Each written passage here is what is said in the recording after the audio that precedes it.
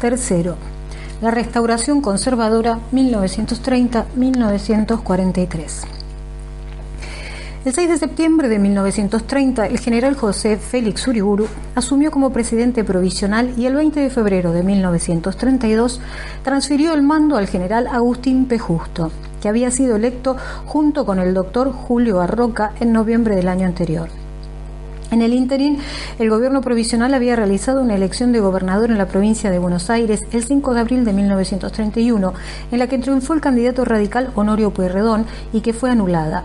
El episodio muestra la incertidumbre en que se debatió el gobierno provisional, vacilante entre la regeneración nacional o la restauración constitucional.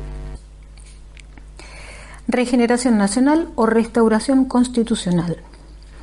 La incertidumbre era común a todos los sectores que habían concurrido a derribar el gobierno de Irigoyen y a interrumpir la continuidad institucional. Ciertamente coincidían en este primer objetivo y se solidarizaban con el gobierno cuando perseguía a los dirigentes radicales, dejaba cesantes a los empleados públicos nombrados por el gobierno derribado o investigaba fantasiosas corrupciones. La mayoría también apoyaba la política de mano dura adoptada con el movimiento social, la intervención en los puertos para desarmar allí el control sindical, las deportaciones de dirigentes anarquistas o comunistas perseguidos por la nueva sección especial de la policía y hasta el fusilamiento del anarquista expropiador Severino Di Giovanni. Pero en rigor, y a diferencia de 1919, en 1930 la movilización social era escasa, la depresión paralizaba la contestación y las direcciones sindicales, escasamente identificadas con la institucionalidad democrática, habían hecho poco para defenderla. Este no había sido el objetivo desencadenante de la revolución, como tampoco lo fue la crisis económica mundial, ausente del debate y cuyas vastas consecuencias parecían no advertirse todavía. Para sus protagonistas, la revolución se había hecho contra los vicios atribuidos a la democracia, pero una vez depuesto Irigoyen no había acuerdo sobre qué hacer, y las clases propietarias, así como el ejército, que de forma paulatina se iba constituyendo en un nuevo actor político, vacilaban entre diversas propuestas. La más vocinglera era la de los nacionalistas, que rápidamente tomaron la iniciativa. Su voz había sido muy eficaz como ariete contra el radicalismo por el talento polémico de sus voceros, por su capacidad para articular discursos diversos que apelaban a distintas sensibilidades, así como para expresar y legitimar lo que para otros era inconfesable, un elitismo autoritario del que se enorgullecían. También lo fortalecía el suceso que en todo el mundo estaban teniendo este tipo de propuestas, que inspiraban tanto a regímenes autoritarios muy tradicionales cuanto a novísimas y por entonces exitosas experiencias como la de Benito Mussolini en Italia. Finalmente, podían contar con algún respaldo limitado pero importante del poder. En el gobierno de Uriburu, compuesto por conservadores de viejo estilo, los apoyaba el ministro del Interior, Matías Sánchez Orondo, un conservador tradicional como Uriburu, que simpatizaba con estas nuevas formas de autoritarismo. También lo hacían algunos oficiales del entorno presidencial y otros altos funcionarios, como el interventor en Córdoba, el escritor y ensayista Carlos Ibarguren, uno de los iniciadores de la rehabilitación de Juan Manuel de Rosas. Los militantes nacionalistas, en cambio, solo ocuparon algunos cargos de menor importancia en distintos gobiernos provinciales. Uriburu hizo todo lo posible por apoyarlos. Habló en distintos foros, principalmente militares, abominando de la democracia, reclamando una reforma institucional de fondo y predicando las ventajas del corporativismo y la representación funcional. Pero su poder y su habilidad política eran escasos. Paradójicamente, jugó todas sus cartas a una elección, confiando en un triunfo plebiscitario en Buenos Aires, y la derrota del 5 de abril prácticamente lo convirtió en un cadáver político. Fracasada su apelación a la sociedad, intentó sin embargo una segunda baza con el ejército, al que quiso movilizar mediante la Legión Cívica, una escuadra civil organizada por oficiales que debía ser la vanguardia de la revolución anunciada, pero que no pudo superar la intrascendencia. Los nacionalistas eran mucho más eficaces para golpear que para construir, y esta participación marginal en el poder más los estorbaba que los beneficiaba. Progresivamente se fueron distanciando del gobierno a medida que crecía la influencia de quienes rodeaban a Justo y la alternativa institucional a la cual, sin embargo, terminaron apoyando. Por entonces habían acabado de conformar su discurso, que pronto emplearon tanto para combatir la solución triunfante como para apelar con energía creciente al ejército. Los temas tradicionales contra la democracia se habían integrado con un vigoroso anticomunismo y un ataque al liberalismo, fuente primigenia de los males denunciados. En una operación muy típica de la época, redujeron todos sus enemigos a uno. Las altas finanzas y la explotación internacional se fundían con los comunistas, los extranjeros causantes de la disgregación nacional y también los judíos, unidos en una siniestra confabulación. Reclamaban por la vuelta a una sociedad jerárquica como la colonial, no contaminada por el liberalismo, organizada por un Estado corporativo y cimentada por un catolicismo integral. Si mucho de esto podía identificarse con el fascismo, carecían de la vocación y capacidad plebiscitaria de aquel. Más bien reclamaban la constitución de una nueva minoría dirigente nacional y no enajenada al extranjero, que confiaban en encontrar entre los militares. Fracasada la alternativa de Uriburu, el ejército se convirtió en su objetivo principal.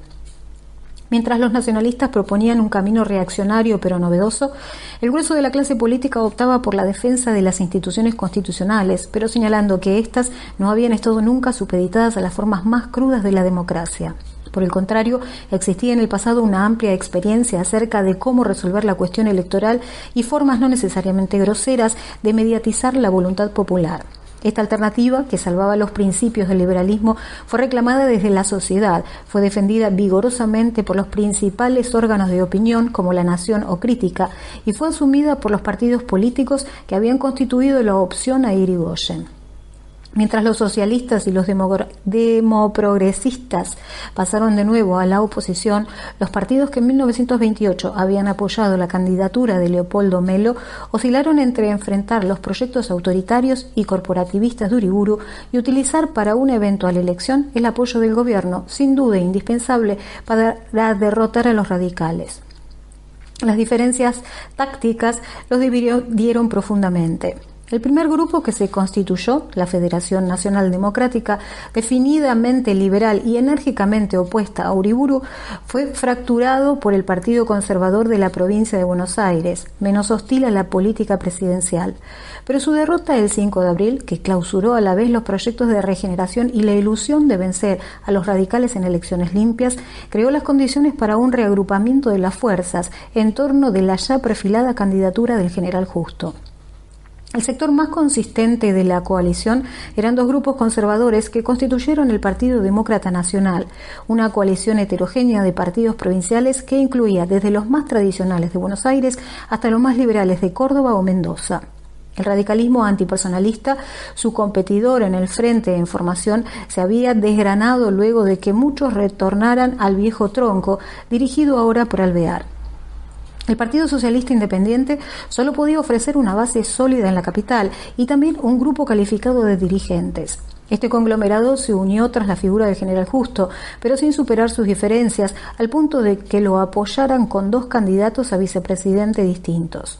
Justo, pieza central en esta alianza, podía presentarse como un militar con vocación civil, pero sobre todo como quien contaba con el respaldo del ejército. Desde el 6 de septiembre libró una guerra sorda con Uriburu por el control de los mandos principales y salió triunfante. Su más fiel sostén, el coronel Manuel A. Rodríguez, no solo mandaba a Campo de Mayo, sino que fue electo presidente del Círculo Militar, lo que atestiguaba el estado de ánimo predominante en la institución.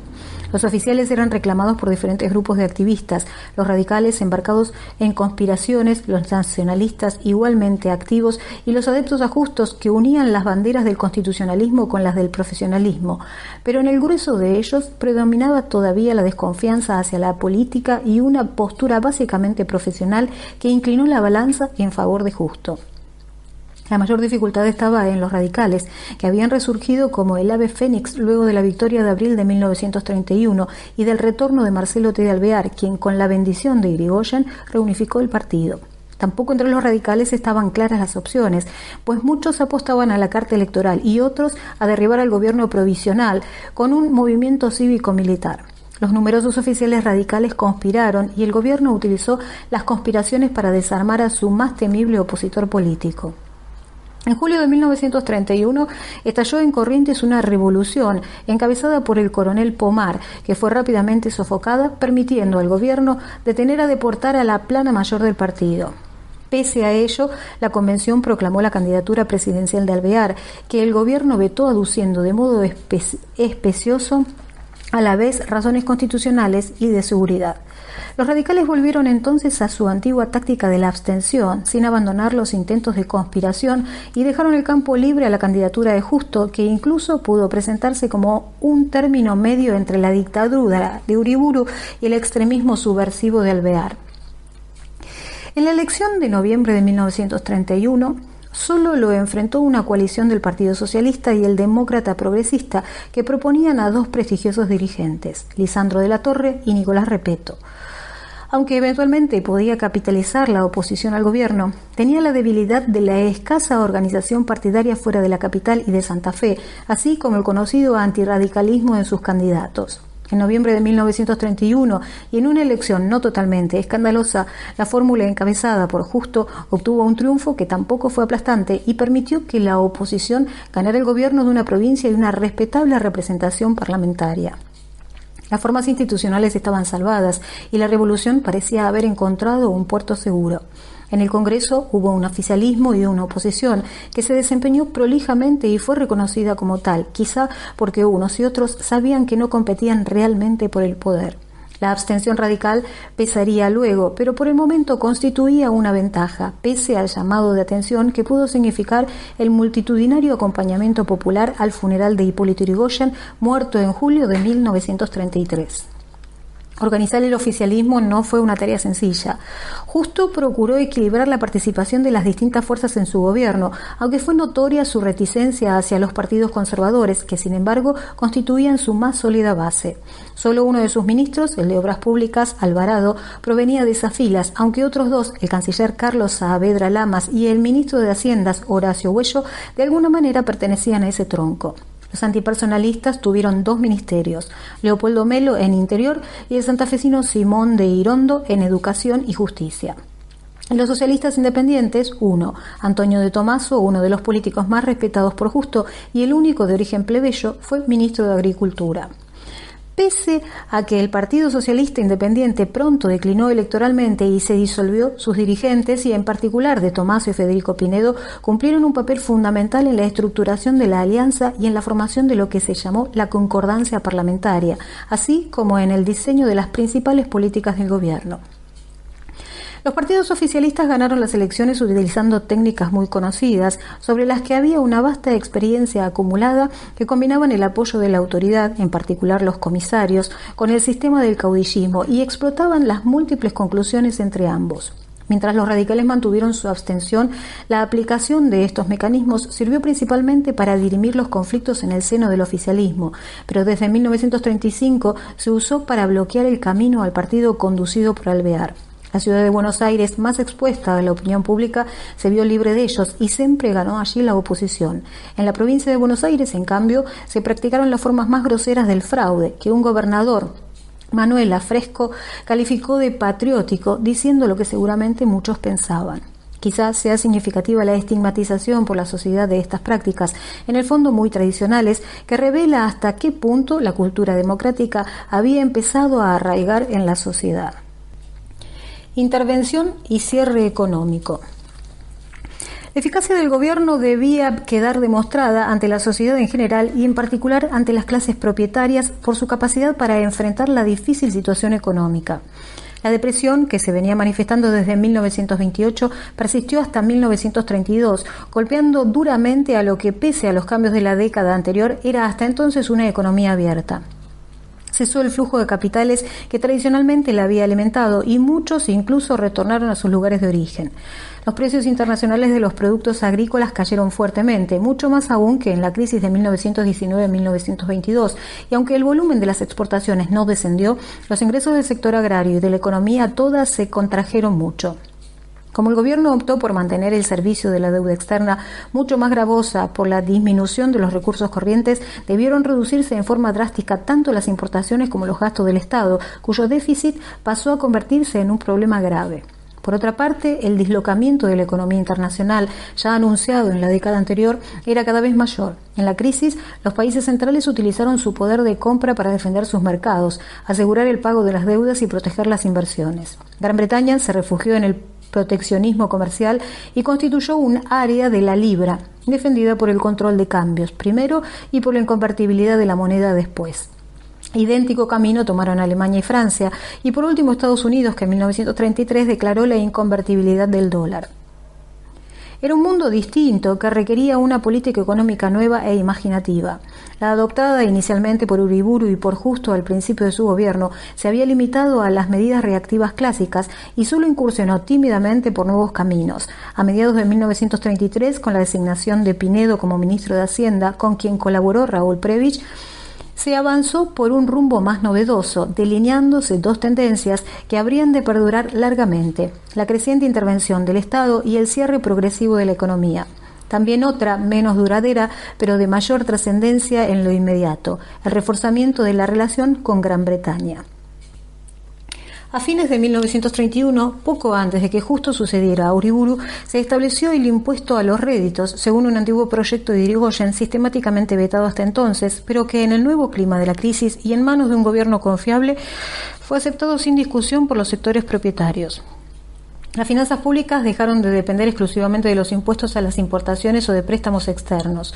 Sumado a la drástica reducción inicial de gastos hacia 1933, el gobierno había logrado equilibrar su presupuesto.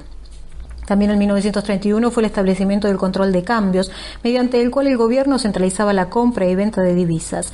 En principio fue una medida para enfrentar la crisis y asegurar la disponibilidad para el pago de la deuda externa, pero pronto se vio que constituía un poderoso instrumento de política económica. Desde el gobierno podían establecerse prioridades para el uso de divisas, y esto era una cuestión que preocupaba no solo a los distintos sectores internos, sino particularmente a los dos grandes aspirantes externos a disponer de ellas: Gran Bretaña y Estados Unidos.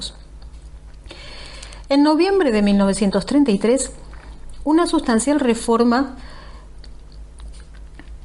estableció dos mercados de cambio. Uno, regulado por el Estado, administraba las divisas provenientes de las exportaciones agropecuarias tradicionales, mientras que en el otro se compraban y vendían libremente las originadas en préstamos recibidos o en exportaciones no tradicionales como las industriales. Para el primero, la devaluación fue mínima, aunque se estableció una diferencia del 20% entre el precio de compra y el de venta. El Estado se hizo de una importante masa de recursos y sobre todo pudo decidir sobre su uso. Así estableció una serie de prioridades para vender las divisas que controlaba. El servicio de la deuda externa era la primera, luego atender las importaciones esenciales y, en tercer término, las remesas de las empresas de servicios públicos como las ferroviarias. En el segundo mercado se negociaban las escasas divisas restantes, tanto para la importación de bienes de consumo como para atender el equipamiento de las empresas. Avanzando sobre el control de las finanzas, en 1935 se creó el Banco Central, cuya función principal era regular las fluctuaciones cíclicas de la masa monetaria, evitando tanto una excesiva holgura como la escasez, así como controlar la actividad de los bancos privados que participaban de su directorio, sobre todo en el manejo de sus créditos. El Instituto Movilizador de Inversiones Bancarias asumió la liquidación ordenada de los bancos golpeados por la crisis. También, para atenuar los efectos de la crisis cíclicas y defender a los productores locales, se comenzó a regular la comercialización de la producción agropecuaria. Utilizando los fondos provenientes del control de cambios, la Junta Nacional de Granos aseguró un precio mínimo para los productores rurales, evitándoles tener que vender en el peor momento. La Junta Nacional de Carnes apuntó al mismo objetivo, aunque limitada al escaso sector del mercado que escapaba a los frigoríficos extranjeros. El sistema se extendió también a productos extrapampeanos como el algodón y el vino. Por ese camino, el Estado fue asumiendo funciones mayores en la actividad económica y pasó de la simple regulación de la crisis a la definición de reglas de juego cada vez más amplias, según un modelo que teorizó el economista británico John Maynard Keynes y que empezaba a aplicarse en todo el mundo. A la vez, el conjunto de la economía fue cerrándose en forma progresiva a un mundo donde también se desdibujaban con nitidez creciente áreas relativamente cerradas. Era todavía una tendencia incipiente, impulsada por factores coyunturales, pero que se fue afirmando progresivamente y estimuló modificaciones que finalmente la harían irreversible. La más importante tuvo que ver con la industria, cuya producción comenzó a crecer en el marco de la crisis y siguió haciéndolo luego de la recuperación de la segunda mitad de la década. Con la prosperidad de las décadas anteriores se había constituido en el país un mercado consumidor de importancia. El cierre creciente de la economía Los aranceles y la escasez de divisas creaban condiciones adecuadas para sustituir los bienes importados por otros producidos localmente, sobre todo si la producción no exigía una instalación fabril muy compleja o si ya existía una base industrial que podía ser utilizada con mayor intensidad. Esta se había extendido en la década de 1920 y siguió expandiéndose sobre las mismas líneas luego de 1930. Creció mucho el sector textil, pero también la mayoría de las actividades volcadas al consumo, alimentos, confecciones y productos químicos y metálicos diversos. Los grandes capitales, vinculados hasta entonces de forma predominante a las actividades agropecuarias para la exportación, acentuaron su orientación hacia la industria. El más importante grupo exportador, Bunge y Bor, que ya tenía otras industrias, instaló en 1932 la empresa textil Grafa, precisamente en la rama entonces más dinámica. Lo mismo hicieron otros grupos económicos tradicionales como Len Roberts o Torkins, que combinaban actividades agropecuarias con otras industriales o financieras, y también nuevos inversores extranjeros. Significativamente, a mediados de la década de 1930, se instalaron 3 grandes empresas textiles estadounidenses, Anderson Clayton, Janssen y Sadmetex, y enseguida Dusilo, dedicadas al hilado sintético. La situación de importaciones ofrecía el atractivo de un mercado existente y cautivo y una ganancia rápida. Una vez satisfecho, era más conveniente pasar a otra rama, igualmente insatisfecha, antes que profundizar la inversión en la anterior. A esto concurrieron factores de distinto tipo, como mostraron Jorge Sábato y Jorge Schwarzer. La vieja dinámica de los sectores propietarios de diversificación en distintas actividades sin atarse definitivamente a uno, encontró en la industrialización sustitutiva un nuevo campo que se complementó posteriormente con la inversión inmobiliaria. Por otra parte, la combinación de un mercado cerrado y algunas pocas grandes empresas por cada rama o actividad tornó poco relevante la presión por la mayor eficiencia o el menor precio. Lo eran, en cambio, las reglas de juego que ponía el Estado, ya fuera por la vía de los aranceles o del tipo de cambio. Así, el crecimiento industrial abrió un nuevo campo de negociación entre los sectores propietarios y el Estado. Los cambios en el sector agropecuario fueron menos notables, sobre todo en la región pampeana. La ganadería siguió retrocediendo respecto de la agricultura, al igual que en la década anterior. La producción agrícola no decayó pese al derrumbe de los precios, aunque la situación de los productores se deterioró sensiblemente, en especial la de los más pequeños, y se fueron delineando las condiciones del éxodo rural, visible luego del comienzo de la Segunda Guerra Mundial. Hasta entonces, las exportaciones de maíz crecieron mucho en los años centrales de la década, aprovechando un periodo de sequía en Estados Unidos, lo que influyó tanto en el equilibrio fiscal como en la relativa prosperidad de la economía entre 1934 y 1937. Al punto de que sus efectos se manifestaron en el estímulo a la industria y la construcción. El cambio más importante se produjo fuera del área pampeana, donde crecieron algunos cultivos industriales orientados al mercado interno y muy en especial al del algodón, que desde 1930 se consumía casi íntegramente en el país. En todo el nordeste se extendió la ocupación de nuevas tierras, iniciada en la década anterior, y se constituyó un amplio sector de pequeños productores dependientes de un sector comercial e industrializador muy concentrado. También aquí el Estado intervino para regular la comercialización. En suma, la crisis y las respuestas de índole coyuntural habían creado una serie de condiciones nuevas que hacían muy difícil el retorno a la situación previa. Podía discutirse si el equilibrio y la relativa prosperidad que se advertía hacia 1936 y que se manifestaba en una reactivación de la protesta sindical debía atribuirse a esos cambios o simplemente, como ha planteado Arturo O'Connell, a una transitoria prosperidad de las exportaciones. Pero el cierre de la economía, la intervención del Estado y un cierto crecimiento industrial parecían datos sobre los que no se podía retornar. La presencia británica. Estos cambios se fueron produciendo gradualmente, sin suscitar grandes discusiones ni polarizaciones. En cambio, la cuestión de la relación con Gran Bretaña, que se venía debatiendo desde la década anterior, resultó mucho más controvertida. Presionada por el avance de Estados Unidos y en el marco de la crisis desatada en 1930, Gran Bretaña optó por reconcentrarse en su imperio, fortalecer sus vínculos con las colonias y dominios y acotar en ellos la presencia estadounidense.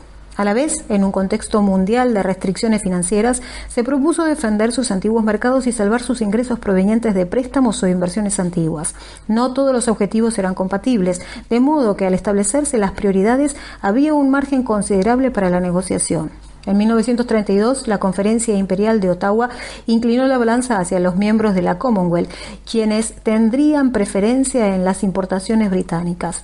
Entre otras medidas, se decidió reducir en 1/3 las compras de carne congelada argentina, que podía reemplazarse por la de Australia, y el 10% la enfriada, tomando por esto como base las compras de 1932, ya muy bajas. Se trataba de un punto en extremo sensible para la Argentina, quizá no tanto por su importancia económica intrínseca como por la magnitud de los intereses constituidos en torno de la exportación de carne. Productores, frigoríficos y empresas navieras eran capaces de presionar fuertemente sobre el gobierno. A la vez, el gobierno argentino poseía un arma también decisiva. La política arancelaria y el control de cambios permitían discriminar las importaciones y regular el monto de las divisas que sería utilizado para pagar el servicio de la deuda británica, para seguir comprando sus productos o para remitir las utilidades de sus empresas instaladas en la Argentina. En un contexto de escasez y de divisas y con fuertes demandas de los intereses comerciales estadounidenses, el punto se convertía en sumamente importante para Gran Bretaña. En 1933, una misión encabezada por el vicepresidente Julio Arroca negoció en Londres las condiciones para el mantenimiento de la cuota argentina de carne. Ello era vital para asegurar la credibilidad del gobierno entre los diversos sectores ligados a la actividad pecuaria, y en este aspecto obtuvo un éxito relativo. Se mantendrían las condiciones de 1932 y se consultarían eventuales reducciones posteriores que fueran necesarias. No logró gran cosa en su segundo objetivo, aumentar la participación de los productores locales en el control de las exportaciones, de modo de negociar en mejores términos con los frigoríficos.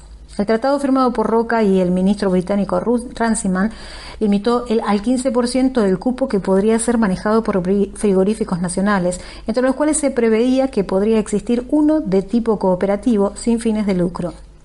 A cambio de eso, Gran Bretaña se aseguró de que la totalidad de las libras generadas por este comercio se emplearían en la propia Gran Bretaña, en el pago de la deuda, en la importación de carbón, material ferroviario o textiles, para los que se establecía un tratamiento arancelario preferencial, y en la remisión de utilidades de empresas británicas.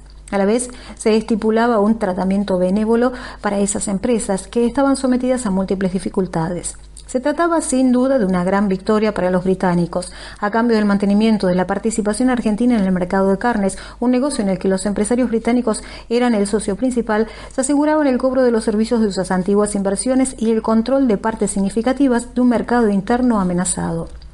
Los estadounidenses, por su parte, discriminados con los aranceles y con el uso de las divisas, retrocedieron en este mercado, aunque luego contraatacaron realizando inversiones industriales que saltaban la barrera arancelaria. La tendencia al bilateralismo con Gran Bretaña, insinuada en 1929 con el Tratado de Vernon, quedó ampliamente ratificada. El tratamiento benévolo apuntaba a reflotar empresas británicas en dificultades, las ferroviarias y las de transporte urbano. Los ferrocarriles estaban atenazados por gastos fijos muy altos, una reducción general de su actividad y la creciente competencia del transporte automotor, estimulado por la sistemática construcción de caminos iniciada en 1928 y mantenida con vigor por Justo. El camión solía llevarse la parte más apetecible del negocio de carga y a la vez estimulaba las importaciones de automotores, repuestos y neumáticos de origen estadounidense. El tratado aseguró a las empresas que podrían enviar sus ganancias, pero estas fueron mínimas a lo largo de toda la década. Algo parecido ocurría con la empresa Anglo de Tranvías de Buenos Aires, propietaria también de la primera línea de subterráneos, víctima de la competencia de los taxis colectivos, más rápidos y eficaces. El tratamiento preferencial consistió en la creación de una Corporación de Transporte de la Ciudad de Buenos Aires, que despertó la indignación general sin lograr su objetivo, que los colectiveros se incorporaran a ella y cesaran con su competencia. En ambos casos se trataba de empresas que habían dejado de ser rentables y que por otra parte no habían hecho las inversiones necesarias para conservar su peso. De modo que el tratamiento preferencial solo buscaba aumentar algunas ventajas monopólicas y dilatar su ineludible deterioro, para el cual los directivos empezaron a trazar una nueva estrategia: venderlas al Estado. Pese a que los beneficios no eran parejos para todos los involucrados, el Tratado de Londres fue apoyado por los diversos grupos propietarios. Cuando se discutió en el Congreso, la oposición más consistente fue la del Partido Socialista, preocupado por las repercusiones que estos arreglos tendrían sobre los consumidores locales. Sin embargo, casi de inmediato afloraron los conflictos entre los distintos intereses. Los frigoríficos, los ganaderos invernadores que suministraban las carnes para el enfriado y habían conservado casi intacta su cuota en el mercado británico, y el grueso de los criadores, que debían optar entre la exportación de carne congelada de menor calidad, la venta a los invernadores o el consumo interno. Los grandes invernadores, más estrechamente vinculados con los frigoríficos, se expresaban a través de la sociedad rural. Los criadores organizaron la Confederación de Asociaciones Rurales de Buenos Aires y La Pampa, CARVAP, vocero de sus intereses sectoriales. En el acalorado debate no se discutieron tanto los términos del tratado como la forma en que los frigoríficos habrían de manejar los precios internos, las ventajas relativas de unos productores y otros, y la posibilidad de que los productores participaran en su regulación a través de un frigorífico corporativo, utilizando la cuota del 15% que el tratado les reservaba.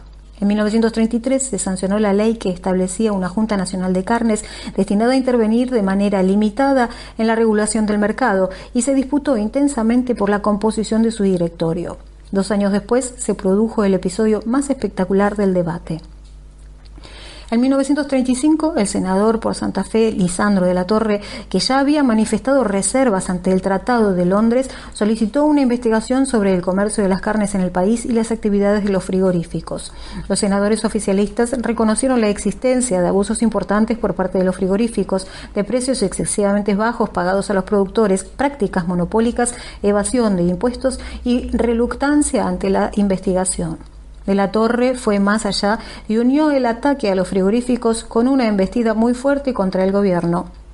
Propietario rural él mismo y dirigente de una sociedad rural santafesina, de la Torre había sido candidato presidencial en 1916 contra Irigoyen y en 1932 contra Justo, y era por entonces la figura destacada de la oposición parlamentaria de socialistas y demoprogresistas.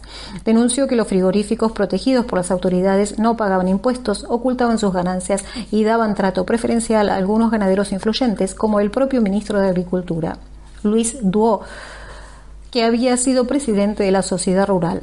Fue una intervención espectacular que duró varios días, atrajo a la opinión pública y suscitó una violenta respuesta de los ministros Duo y Pinedo. En lo más violento de una de las sesiones cayó asesinado el senador electo Enzo Bordavere, compañero de bancada desde la Torre, a quien iba dirigido el disparo a manos de un hombre de acción vinculado con Duo. El debate terminó abruptamente, sin resolución. El gobierno perdió mucho ante la opinión y sobre todo comprobó que la etapa más fácil de su gestión había terminado. En los años siguientes, y con vistas a las elecciones presidenciales, la oposición reconstituyó sus filas.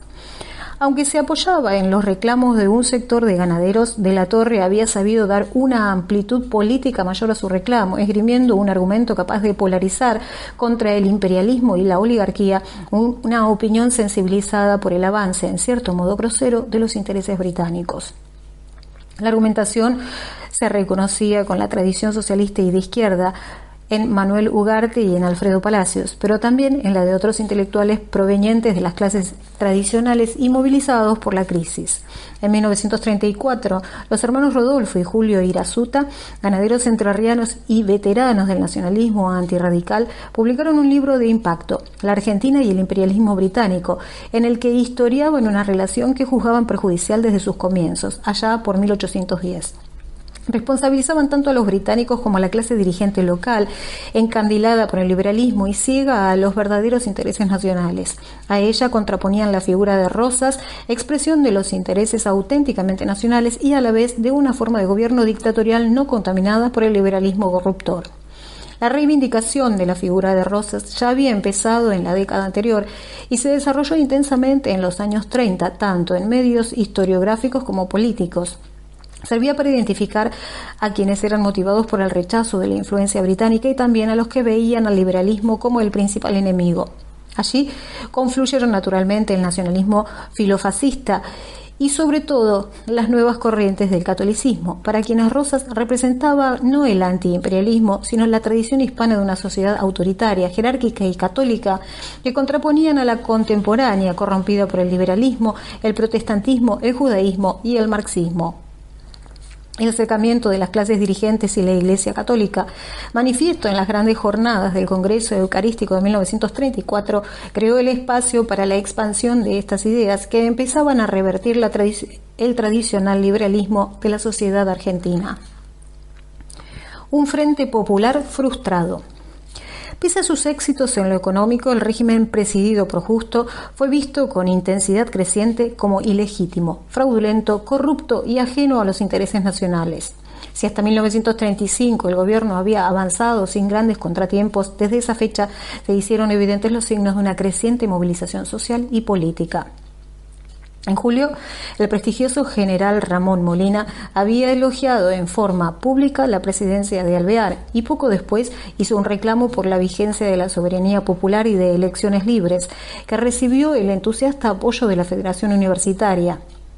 Cuando en 1937 fue pasado a retiro, hubo una importante manifestación de apoyo en la que hablaron Alfredo Palacios y el propio Alvear. En octubre de 1935, los trabajadores de la construcción de Buenos Aires, conducidos por dirigentes comunistas, iniciaron una huelga que duró más de 90 días. En los barrios de la ciudad se manifestó una amplia solidaridad y en enero la Confederación General del Trabajo, CGT, realizó una huelga general de 2 días, la única de la década, al cabo de la cual los huelguistas obtuvieron la satisfacción de una parte sustancial de sus demandas. El saldo más importante fue quizá la constitución de la Federación Obrera Nacional de la Construcción, uno de los sindicatos más importantes y combativos del país. En 1936 se efectuaron muchas huelgas, al igual que en 1935 y 1937, coincidiendo probablemente con la reactivación económica. En ese año, la CGT, cuya dirección se había reconstituido con predominio de socialistas y comunistas, celebró el 1 de mayo con un acto conjunto de los distintos partidos de oposición. Radicales, demoprogresistas, socialistas y comunistas adhirieron a los reclamos de los trabajadores, fustigaron a los herederos del 6 de septiembre y reclamaron por la libertad y la democracia. Por primera vez en esa fecha se cantó el himno nacional y Marcelo T. de Alvear fue elogiado como un obrero auténtico de la democracia nacional. En 1936, la Unión Cívica Radical, UCR, que el año anterior había levantado la abstención electoral, triunfó en las elecciones de diputados en algunos de los principales distritos, Capital, Santa Fe, Mendoza, Córdoba, y alcanzó la mayoría en la Cámara de Diputados. En Córdoba, además, triunfó su candidato a gobernador Amadeo Sabatini. Quizá para compensar, el gobierno intervino en la provincia de Santa Fe, gobernada por el demoprogresista Luciano Molinas, y avaló el desembosado fraude en el que Manuel Fresco ganó en la provincia de Buenos Aires. Un manifiesto de las derechas que redactó Pinedo alertó contra el resurgimiento de las masas ciegas y la turbia democracia desplazada en 1930 y justificó el fraude patriótico que desde entonces el gobierno utilizó sistemáticamente en favor de los partidos oficialistas, con la única excepción de la Capital. La reacción del gobierno se dirigió también hacia el nuevo sindicalismo combativo. La ley de residencia fue aplicada en 1937 contra los principales dirigentes de la construcción, comunistas de origen italiano deportados a la Italia fascista. A la vez, se aprobó en el Senado una ley de represión del comunismo que fue bloqueada por los diputados. Para equilibrar el aglutinamiento de las fuerzas que reclamaban por la democracia, Justo abrió un poco el juego a los sectores nacionalistas que hasta entonces había relegado.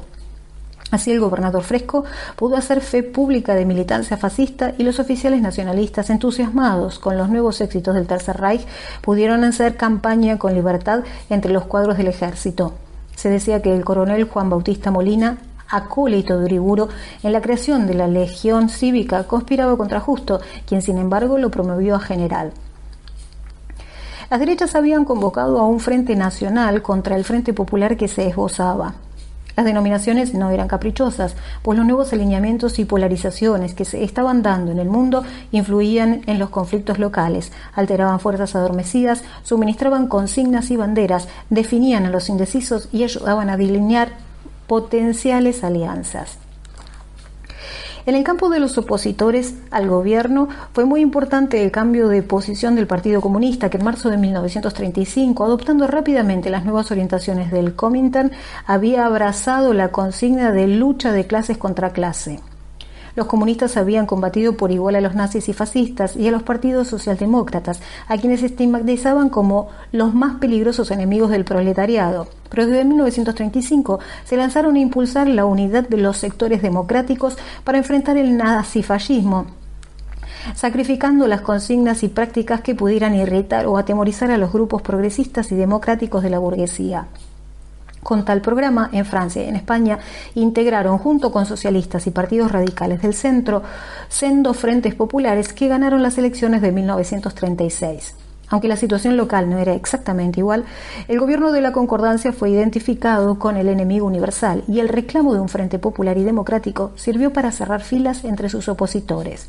Luego, la Guerra Civil Española, cuyo impacto en la Argentina fue enorme, sirvió para definir más claramente aún los campos. No solo se dividió la extensísima colectividad de españoles, sino la sociedad argentina toda, y proliferaron colectas, comités de ayuda, manifestaciones y peleas en cualquier ámbito compartido por partidarios y adversarios de la República.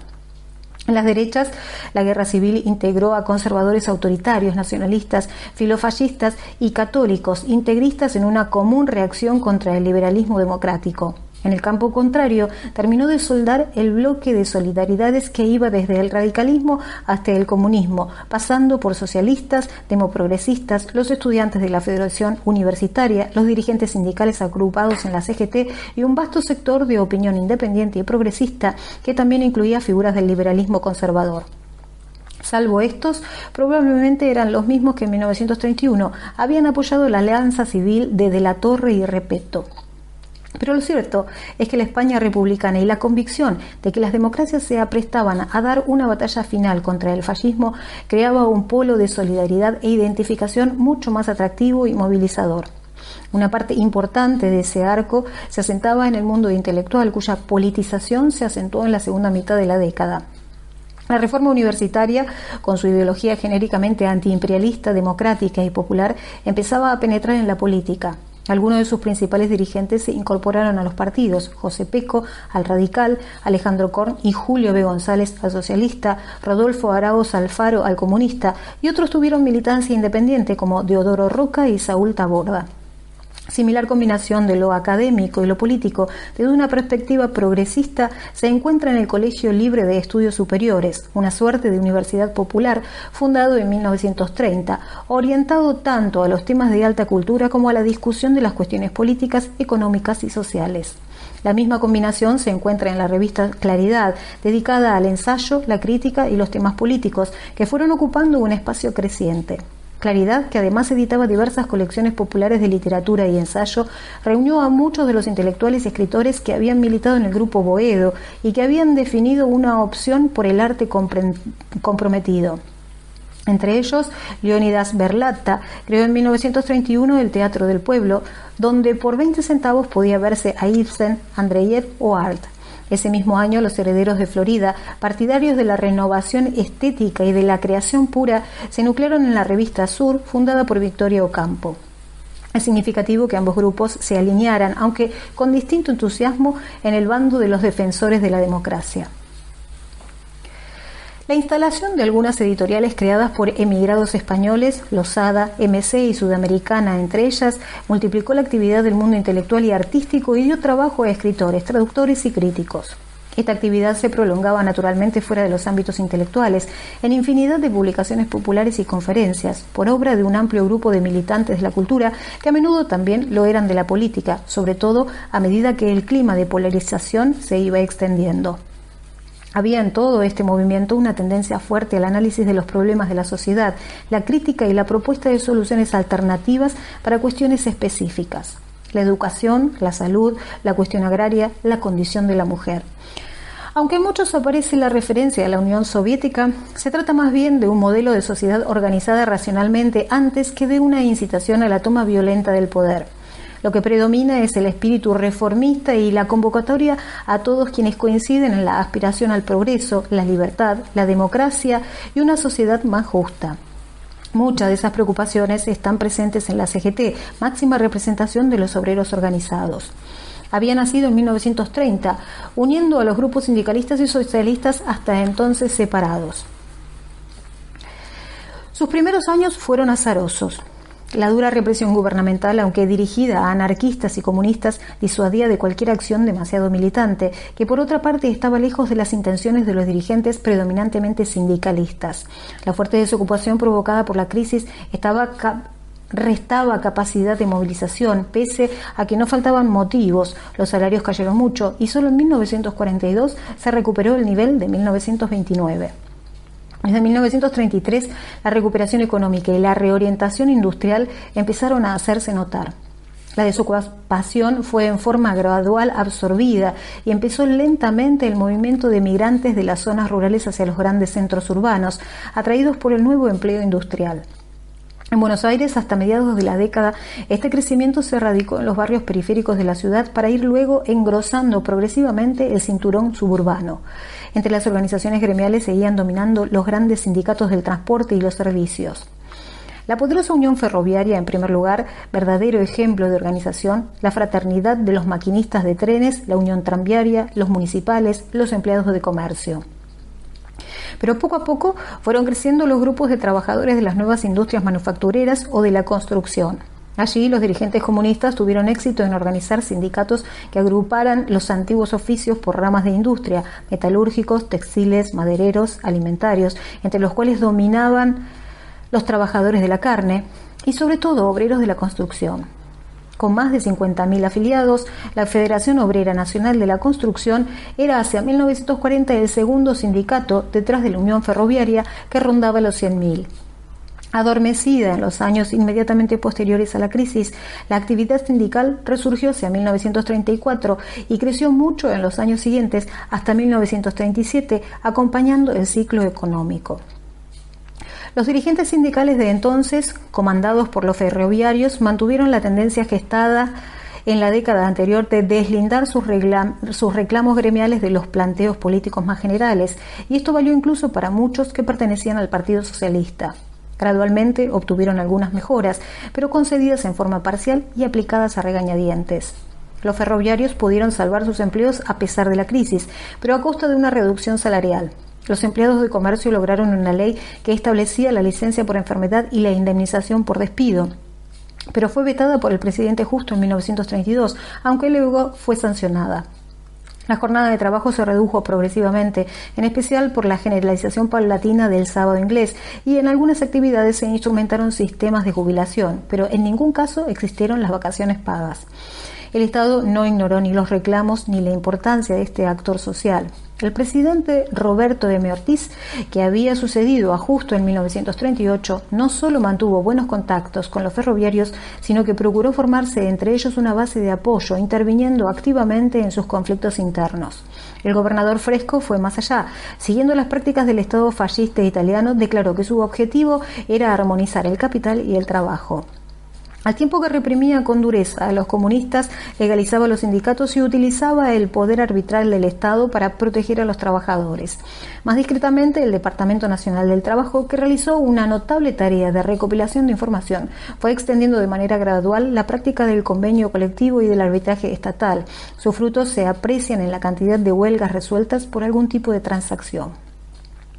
Entenderse directamente con uno de los actores principales de la sociedad formaba parte de la estrategia general del Estado intervencionista y dirigista, y a la vez coincidía con la tendencia de sus dirigentes a reducir el espacio de la política partidaria y de las instituciones representativas como el Congreso.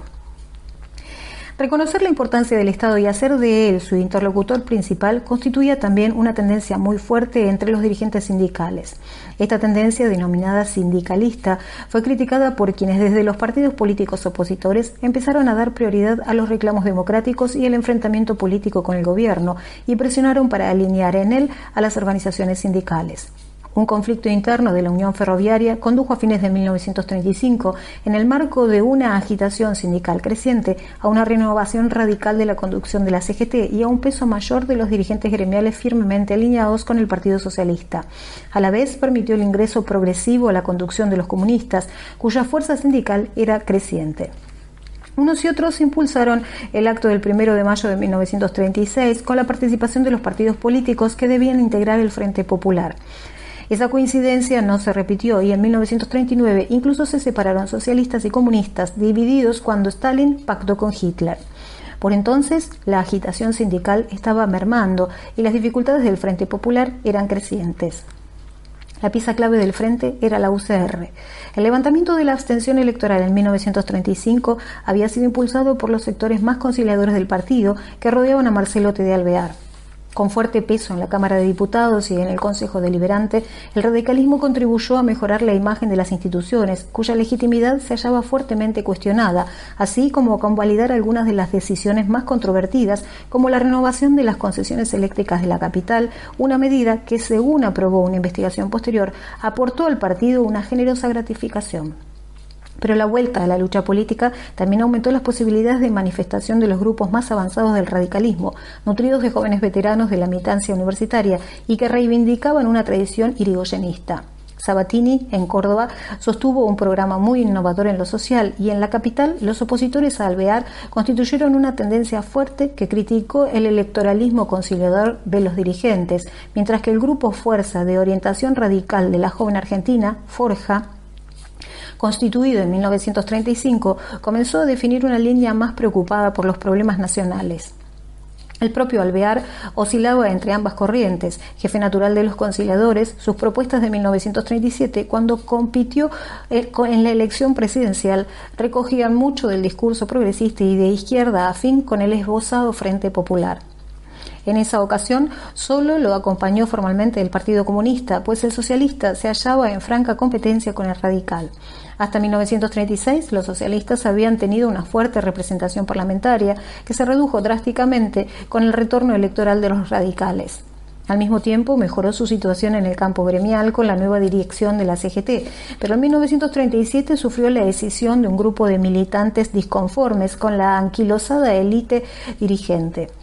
Muchos de quienes por entonces integraron el Partido Socialista Obrero pasaron luego al Partido Comunista y este conflicto, profundizado en 1939, luego de la firma del pacto nazi-soviético, complicó las alianzas de un Frente Popular por entonces cada vez más problemático. La consigna de la democratización, despojada de sus aristas más radicalizadas, resultó tentadora para grupos del oficialismo preocupados por la legitimidad del régimen y espoleados por disputas internas crecientes. En 1937, el presidente Justo pudo imponer a sus partidarios la candidatura presidencial de Roberto Ortiz, de origen radical antipersonalista como él, pero debió aceptar para la vicepresidencia a un representante de los grupos conservadores más tradicionales, el catamarqueño Ramón S. Castillo. Para enfrentar la candidatura de Alvear, se recurrió sin disimulo a procedimientos fraudulentos que, según Pinedo, hacían imposible catalogar esas elecciones entre las mejores ni entre las regulares que ha habido en el país. A Ortiz le resultó más difícil que a Justo mantener el equilibrio con los grupos conservadores de su partido y menos aún con los nacionalistas, fuertes en la calle y en el ejército. A la vez, lo atrajo la posibilidad de acercarse al radicalismo. Con el apoyo de Alvear, Ortiz se propuso depurar los mecanismos electorales y desplazar a los dirigentes conservadores de sus principales bastiones. En febrero de 1940 intervino la provincia de Catamarca, de donde provenía el vicepresidente, y al mes siguiente hizo lo mismo con la de Buenos Aires, cuando el gobernador Fresco se aprestaba a transferir el mando a Alberto Barceló, el ejemplo más conspicuo del caudillismo fraudulento y gangsteril. Ese mes, los radicales triunfaron en las elecciones de diputados y consolidaron su predominio en la Cámara.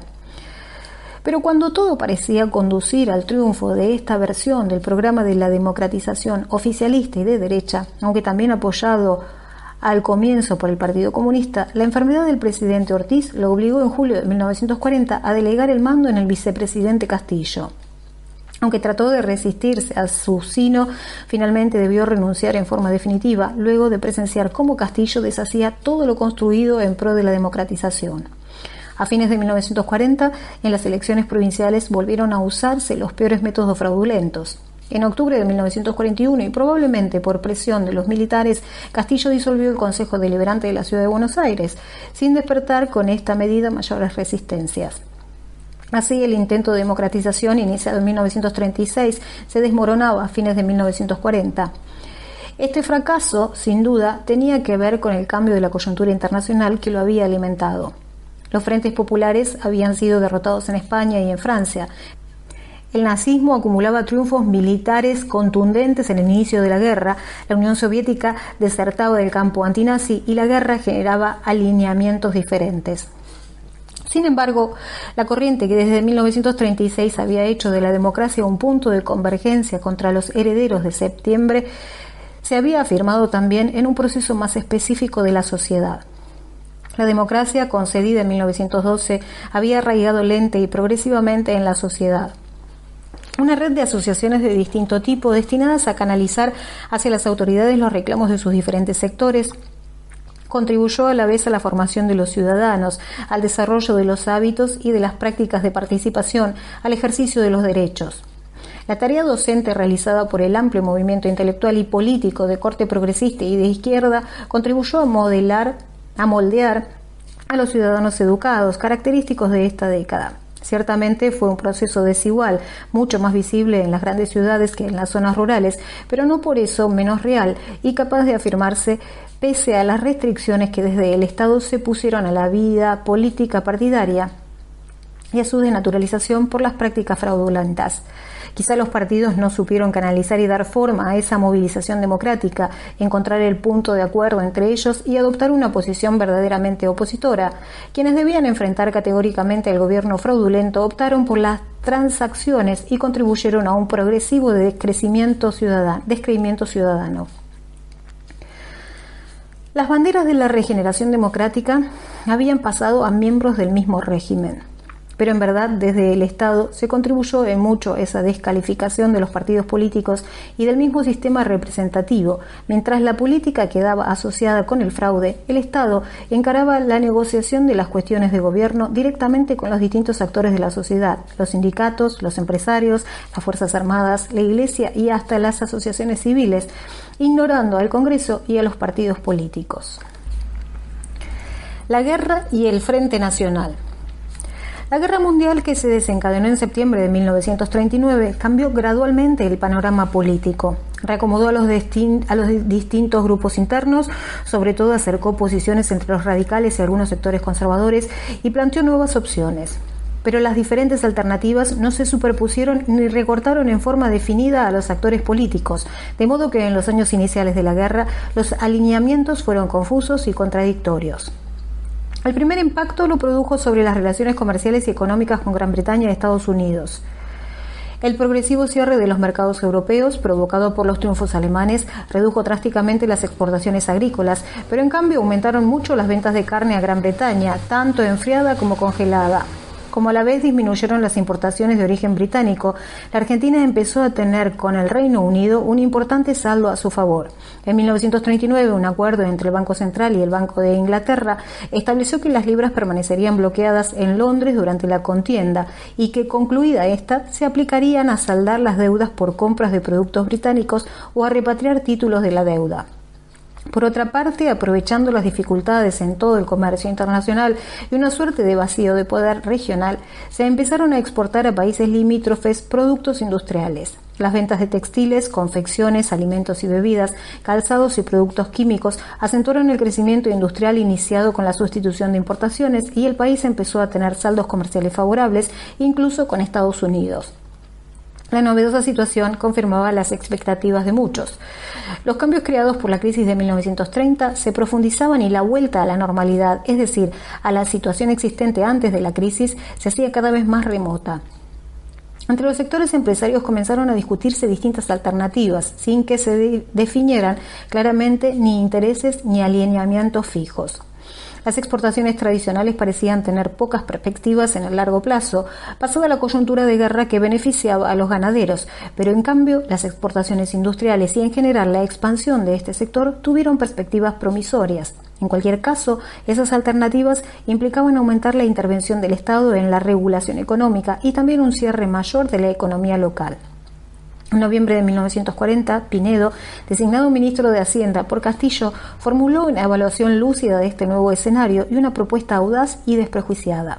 Su plan de reactivación económica proponía como salida a las dificultades generadas por la guerra insistir en la compra de las cosechas por parte del Estado para sostener su precio y a la vez estimular la construcción pública y privada capaz de movilizar muchas otras actividades. Sobre todo remarcaba la importancia de estimular la industria. Si el comercio exterior seguía siendo la rueda maestra de la economía, estas otras actividades, ruedas menores, contribuirían al equilibrio general.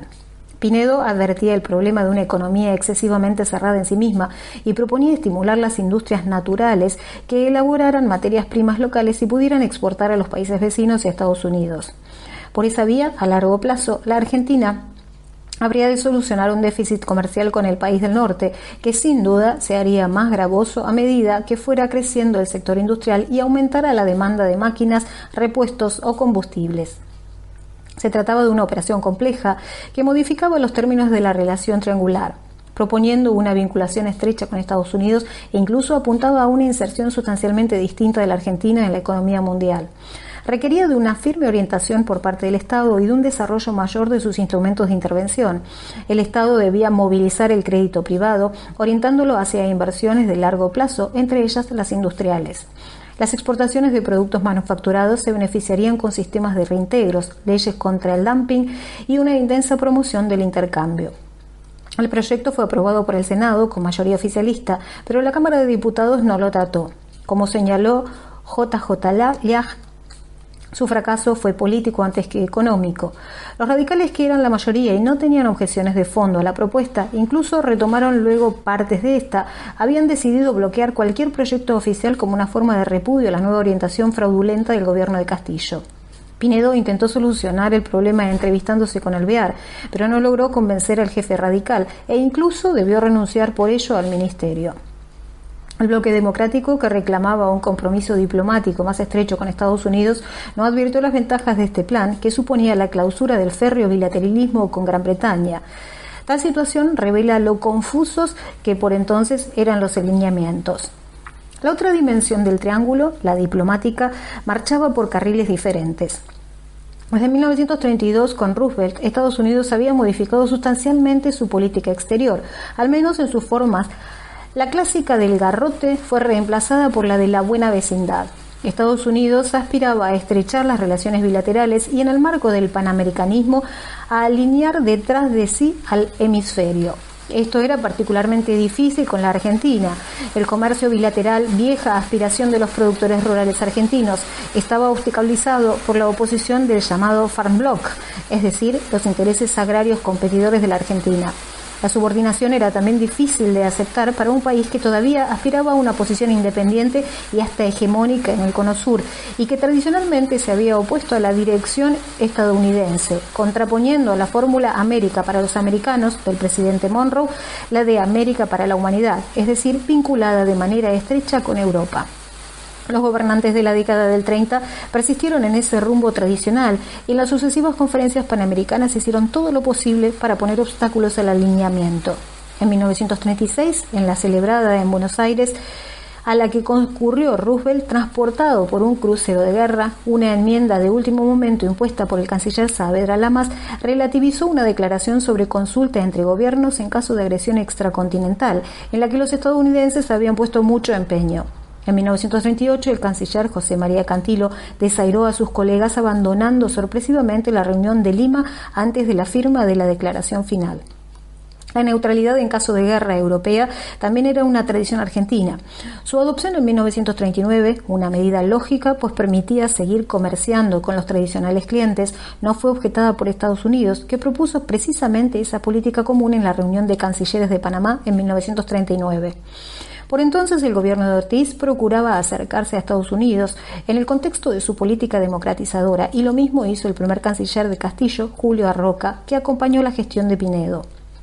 Pero progresivamente la guerra se impuso en las discusiones internas y empezó a revivir los agrupamientos de la opinión que asociaban el apoyo a los aliados con la reivindicación de la democracia y el ataque al gobierno. En junio de 1940 se constituyó Acción Argentina, dedicada a denunciar las actividades de los nazis en el país y la injerencia de la embajada alemana. En ella participaron radicales, socialistas, muchos intelectuales independientes y muchos conspicuos miembros de la oligarquía conservadora. Acción Argentina se diferenciaba del antiguo Frente Popular por la presencia de estos recientes conversores a los valores de la democracia, lo que reflejaba las perplejidades y divisiones de quienes hasta entonces habían apoyado al gobierno de la Concordancia. También por dos ausencias conspicuas: el Partido Comunista, que a consecuencia del pacto Hitler-Stalin había optado por denunciar por igual a ambos imperialismos, y el grupo de radicales opositores a la conducción de Alvear, entre quienes descollaban los militantes de Forja, muy activos en denunciar, al igual que los comunistas, el carácter interimperialista de la guerra. El panorama cambió sustancialmente en la segunda mitad de 1941. En junio, Hitler invadió la Unión Soviética y en diciembre los japoneses atacaron a los estadounidenses. Estados Unidos entró en la guerra y procuró forzar a los países americanos a acompañarlo. En enero de 1942 se reunió en Río de Janeiro la Conferencia Consultiva de Cancilleres y nuevamente la oposición argentina frustró los planes estadounidenses. La decisión de que todos los países del hemisferio entraran en guerra fue cambiada por una simple recomendación debido a la oposición del canciller argentino Enrique Ruiz Guiñazú, que había reemplazado a Roca. Para Estados Unidos estaban en juego intereses específicos, pero sobre todo una cuestión de prestigio, y respondió con fuertes represalias. La Argentina fue excluida del programa de rearme de sus aliados en la guerra, mientras Brasil era particularmente beneficiado, y los grupos democráticos opositores al gobierno empezaron a recibir fuerte apoyo de la embajada. El frente, que se agrupaba en torno de las consignas democráticas y rupturistas, empezó a crecer, engrosado ahora por los comunistas, nuevamente partidarios de combatir al nazifascismo, y por conspicuos conservadores como Pinedo y el general Justo, a quienes la opción entre el fascismo y la democracia los llevaba a alinearse con sus antiguos adversarios. La Comisión de Investigación de Actividades Antiargentinas, creada por la Cámara de Diputados, se dedicó a denunciar la infiltración nazi y en una serie de actos públicos se proclamó simultáneamente la solidaridad con Estados Unidos y la oposición al fraude. En esa caracterización de amigos y enemigos, ciertamente simplificadora, predominaban las necesidades retóricas y políticas. El gobierno de Castillo no necesitaba simpatizar con los nazis, un adjetivo aplicado con amplitud para aferrarse a la neutralidad.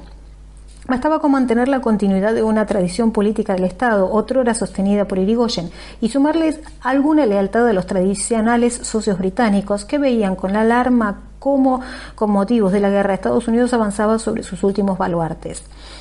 Pero había además una razón política clara. Los rupturistas, que asumían la bandera democrática, condenaban simultáneamente el gobierno fraudulento, quienes se mantenían fieles a él y resistían la transacción que proponían otros, como Pinedo o Justo. Encontraban en el neutralismo una buena bandera para cerrar filas y enfrentar a sus enemigos. Estos eran cada vez más entre los políticos, por lo que Castillo optó por buscar apoyo entre los militares. Castillo seguía aquí la tradición de sus antecesores. Justo cultivó a los militares, aumentó los efectivos bajo bandera, construyó notables edificios como el Ministerio de Guerra, que eclipsaba a la mismísima Casa Rosada, pero a la vez se propuso de despolitizar la institución, acallar la discusión interna y mantener el equilibrio entre las distintas facciones. Sobre todo logró mantener el control de los mandos superiores, lo que obligó a sus sucesores a apoyarse en los hombres de Justo. Ortiz encontró un ministro fiel en el general Márquez, quien fue derribado por un escándalo sobre la compra de tierras en el Palomar, que tenía como destinatario final a su presidente. Castillo, a su vez, debió designar ministro de guerra a otro justista, el general Tonazzi, pero se dedicó a cultivar a los jefes y a colocar progresivamente en los mandos a enemigos del expresidente. Bajo su gobierno se crearon la Dirección General de Fabricaciones Militares, cuyo primer director fue el coronel Savio, y el Instituto Geográfico Militar, impulsando así el avance de las Fuerzas Armadas sobre terrenos más amplios que los específicos. Durante su gobierno, la presencia de los militares fue cada vez más visible, así como la sensibilidad del presidente a las opiniones y precisiones de los jefes militares. Rápidamente, las Fuerzas Armadas se constituyeron en un actor político. Un elemento central del nuevo perfil militar fue el desarrollo de una conciencia nacionalista. El terreno había sido preparado por el nacionalismo uriburista, difundido por un grupo minoritario pero activo de dentro y fuera de la institución. Era este un nacionalismo tradicional, antiliberal, xenófobo y jerárquico. La guerra cambió las preocupaciones. Predominaba en el ejército, tradicionalmente influido por el germanismo, un neutralismo visceral. Pero además veían que el equilibrio regional tradicional se alteraba por el apoyo de Estados Unidos a Brasil y la exclusión de la Argentina de los programas de rearme. La solución debía buscarse en el propio país y así la guerra estimuló preocupaciones de tipo económico, pues la defensa requería de equipamiento industrial y de insumos básicos. Desde mediados de la década, el ejército había ido montando distintas fábricas de armamentos. Desde 1941 y a través de la Dirección de Fabricaciones Militares se dedicó a promover industrias como la del acero, que juzgaban tan natural como la alimentaria e indispensable para garantizar la autarquía. Los militares fueron encadenando las preocupaciones estratégicas con las institucionales y las políticas. La guerra demandaba movilización industrial y esta, a su vez, un Estado activo y eficiente, capaz de unificar la voluntad nacional. Los ejemplos de Italia y Alemania lo demostraban fehacientemente y así lo repetían los periódicos apoyados por la embajada alemana como El Pampero o Crisol. También era importante el papel del Estado en una sociedad que seguramente sería acosada en la posguerra por agudos conflictos. La reconstitución del Frente Popular, las banderas rojas en los mítines obreros y la presencia en las calles del Partido Comunista parecían signo ominoso de ese futuro. Y para enfrentarlo se requería orden y paz social. Ese ideal de Estado legítimo y fuerte, capaz de capear las tormentas de la guerra y la posguerra, poco se parecía al gobierno tambaleante y radicalmente ilegítimo del doctor Castillo. Ya desde 1941 hubo militares que empezaron a conspirar, mientras otros empujaban a Castillo por la senda del autoritarismo. Desde diciembre de 1942, cuando renunció el ministro Tonazzi, la deliberación se extendió en el ejército. Esa difusa pero pujante sensibilidad nacional no se limitaba al ejército. Más que de una idea definida y precisa, se trataba de un conjunto de sentimientos, actitudes e ideas esbozados, presentes en vastos sectores de la sociedad. Si de ellos no podía deducirse una ideología en sentido estricto, pues cabían posiciones divergentes y hasta antagonistas, revelaron una gran capacidad, atribuible en parte al empeño de los militantes de algunas de sus tendencias parciales más definidas, para disolver antiguas polarizaciones y crear otras. Así, cuando todo parecía conducir al triunfo del Frente Popular, un Frente Nacional comenzó a dibujarse como alternativa.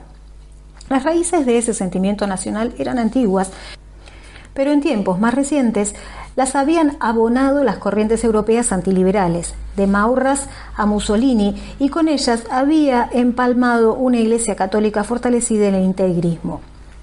Sobre esta base había operado el nuevo nacionalismo antibritánico. Al libro inicial de los Irasusta siguieron el de Scalabrino Ortiz sobre los ferrocarriles y en general toda la prédica del Grupo Forja. En esta nueva inflexión, los enemigos de la nacionalidad no eran ni los inmigrantes, ni la chusma democrática, ni los rojos, sino Gran Bretaña y la oligarquía entreguista. Este antiimperialismo resultó un arma retórica y política formidable, capaz de convocar apoyos a derecha e izquierda, como lo demostró en 1935 Lisandro de la Torre. La consigna antiimperialista empezó a ser frecuente en los discursos de políticos radicales o socialistas como Alfredo Palacios, de dirigentes sindicales y de intelectuales que empezaron a encarar desde esa perspectiva el análisis de los problemas nacionales y muy particularmente los económicos. En este campo, el nuevo nacionalismo compartía el terreno ya trabajado por el reformismo progresista de izquierda y ambos podían coincidir en distintos foros. Con el nacionalismo tradicional de derecha se encontraba en otro terreno, el del revisionismo histórico, donde la condena a Gran Bretaña y sus agentes locales derivaba en una reivindicación de la figura de Rosas hecha en nombre de valores diversos y antitéticos, desde la emancipación nacional hasta el integrismo católico. En esa plasticidad radicó precisamente la capacidad de esta corriente para arraigar en una sociedad cuya preocupación por los temas nacionales se manifestaba de muchas otras maneras. En la literatura, sobre todo la difundida a través de publicaciones periódicas de amplia circulación, los temas rurales o camperos solían traer la contraposición entre el interior nacional y el litoral gringo, o entre el mundo rural y criollo y el mundo urbano y extranjero. Los temas históricos, donde la presencia del restaurador era frecuente, abundaban en los folletines y también en exitosos radioteatros como chispazos de tradición ávidamente consumidos. La preocupación por lo nacional se manifestó finalmente en intelectuales y escritores. 3 notables ensayos expresaron intuiciones profundas sobre el ser nacional y dieron el marco a una amplia reflexión colectiva. En 1931, Raúl Scalabrini Ortiz publicó El hombre que está solo y espera. el hombre de Corrientes y Esmeralda, amalgamaba las diferentes tradiciones de un país de inmigración, se defendía por sus impulsos, intuiciones y sentimientos, que anteponía a cualquier elaboración o cálculo racional, y recordando a Ortega y Gasset, construía con ellos una imagen de sí mismo y de lo que podía llegar a ser, que juzgaba más valiosa que su propia realidad. Para Eduardo Mallea, tal amalgama era dudosa. Observaba la crisis del sentido de argentinidad, particularmente entre las élites ganadas por la vida cómoda, el facilismo y la apariencia, y renunciantes a la espiritualidad y las preocupaciones más profundas sobre el destino de la comunidad. En Historia de una pasión argentina, aparecida en 1935, contraponía esa Argentina visible a otra invisible, donde las nuevas élites, por el momento ocultas, se estaban formando en una exaltación severa de la vida. Ezequiel Martínez Estrada era más radicalmente pesimista y veía a la colectividad argentina presa de un destino fatal, originado en la misma conquista. En Radiografía de la Pampa, que se publicó en 1933, señaló la decisión entre unas multitudes anárquicas que acumulaban el resentimiento originario del mestizo y ciertas élites europeizantes e incapaces de comprender a esta sociedad y encarnar en ella un sistema de normas y de principios sustentado en creencias colectivas. Estos esfuerzos por develar la naturaleza del ser argentino, inquiriendo en clave ontológica por los elementos singulares y esenciales de la sociedad y la cultura, aunque entroncaban en preocupaciones comunes de todo Occidente, eran sin duda la expresión intelectual de esta nueva inquietud común por entender, defender o constituir lo nacional. La fuerza de esta corriente nacional, que en el caso de la guerra se inclinaba por el neutralismo, tardó en manifestarse. Por el momento, el grupo de los partidarios de la ruptura con el eje iba ganando nuevos adeptos, especialmente entre los grupos conservadores. Sin embargo, en pocos meses, los principales dirigentes del bloque democrático murieron. En marzo de 1942, Alvear. En los meses siguientes, el expresidente Ortiz, con cuyo hipotético retorno aún se especulaba, y el ex vicepresidente Roca, y en enero de 1943, Agustín P. Justo, quien se perfilaba como el más firme candidato a encabezar una fórmula de acuerdo con los radicales. Encontrar candidatos no era fácil y a la vez la posible victoria electoral parecía más que dudosa a medida que el gobierno retornaba sin empacho a las prácticas fraudulentas. A fines de 1941, el conservador Rodolfo Moreno ganó en la provincia de Buenos Aires y al año siguiente la Concordancia triunfó en las elecciones legislativas. Poco antes, Castillo había clausurado el Consejo Deliberante y establecido el estado de sitio e ignoraba ostensiblemente a la Cámara de Diputados. No obstante, la Concordancia enfrentaba el grave problema de la elección de su candidato. Castillo se inclinó finalmente por el senador Robustiano Patrón Costas, poderoso demócrata nacional, en una opción de sentido discutido, que muchos interpretaron como un seguro cambio de rumbo en la futura política exterior y que dividió aún más a sus partidarios. Las dos alianzas políticas, que se sentían débiles, empezaron a cultivar a los jefes militares, esperando que las Fuerzas Armadas ayudaran a desequilibrar una situación trabada y a fortalecer un régimen institucional cada vez más débil. Cultivando a los militares, Castillo contribuyó a debilitarlo aún más. Los radicales, por su parte, se sumaron al nuevo juego y especularon con la candidatura del nuevo ministro de Guerra, el general Pedro Pablo Ramírez. Por su parte, los jefes militares discutieron casi abiertamente todas las opciones y aparecieron grupos golpistas de diversa índole y tendencias, entre los cuales se destacó una logia, el Grupo de Oficiales Unidos, GOU, que reunía a algunos coroneles y a otros oficiales de menor graduación. Muchos apostaban a la ruptura del orden institucional sin que se perfilara el sujeto de la acción. Esta finalmente se desencadenó cuando Castillo pidió la renuncia al ministro Ramírez. El 4 de junio de 1943, el ejército depuso al presidente e interrumpió por segunda vez el orden constitucional, antes aún de haber definido el programa del golpe y ni siquiera la figura misma que lo encabezaría.